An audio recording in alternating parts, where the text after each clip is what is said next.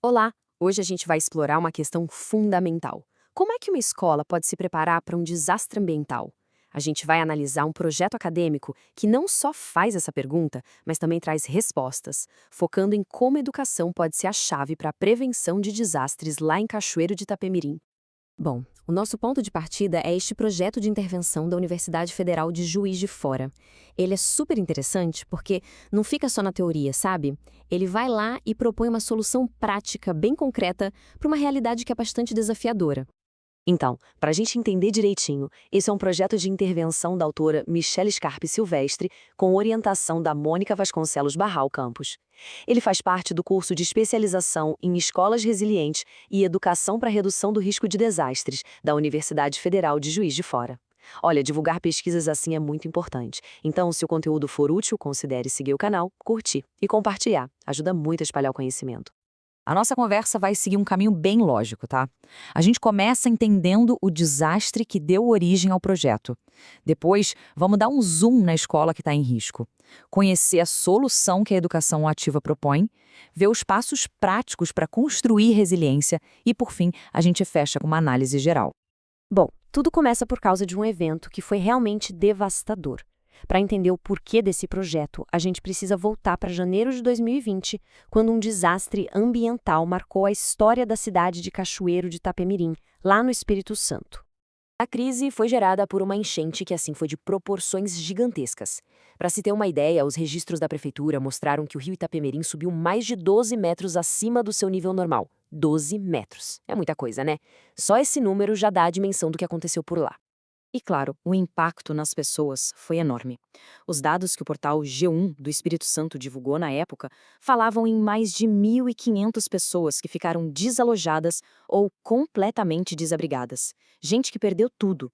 E não para por aí. Os danos financeiros também foram absurdos. A estimativa é que os prejuízos chegaram a cerca de 200 milhões de reais, impactando casas, o comércio da cidade e toda a infraestrutura local.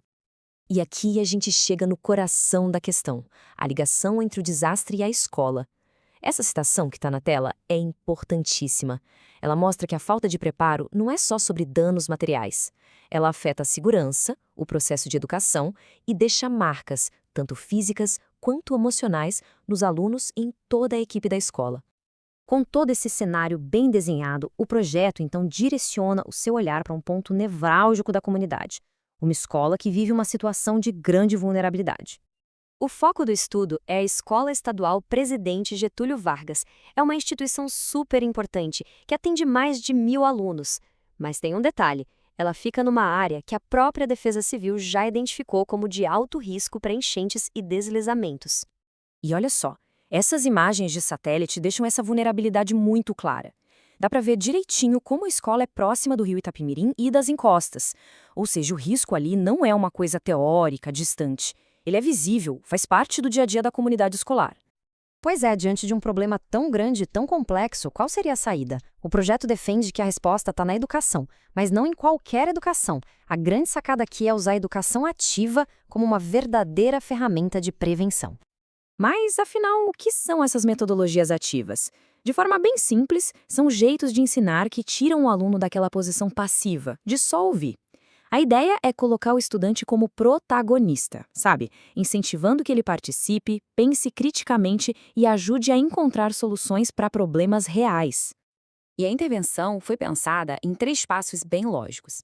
Primeiro, diagnosticar, ou seja, entender o que a comunidade escolar já sabe sobre os riscos que correm. Segundo, aprofundar. A partir daí, promover debates, atividades em grupo para construir mais conhecimento. E terceiro, consolidar. Pegar tudo isso que foi aprendido e aplicar na prática, para resolver problemas de verdade. E o legal é que essa proposta não saiu do nada, né? Ela está muito bem fundamentada. Ela conversa com grandes marcos internacionais, como os da Organização das Nações Unidas e da Unesco, e também com a nossa Base Nacional Comum Curricular. Todos eles apontam para a mesma direção. A educação é peça-chave para a gente construir comunidades mais seguras e resilientes. Vamos ver então quais são os objetivos mais específicos do projeto. Como é que essa teoria toda se transforma em ações práticas para fortalecer essa comunidade? Os objetivos são bem diretos. Primeiro, como a gente já viu, mapear o que as pessoas já sabem. Depois, aplicar ferramentas colaborativas como o Word Café, que é basicamente uma conversa organizada para todo mundo dar ideias.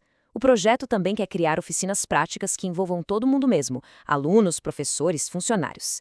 E, o que é fundamental, medir os resultados para saber se as ações realmente fizeram a diferença. E agora, caminhando para o final da nossa análise, esse trabalho nos faz pensar sobre o valor gigantesco da educação quando ela é focada na prevenção.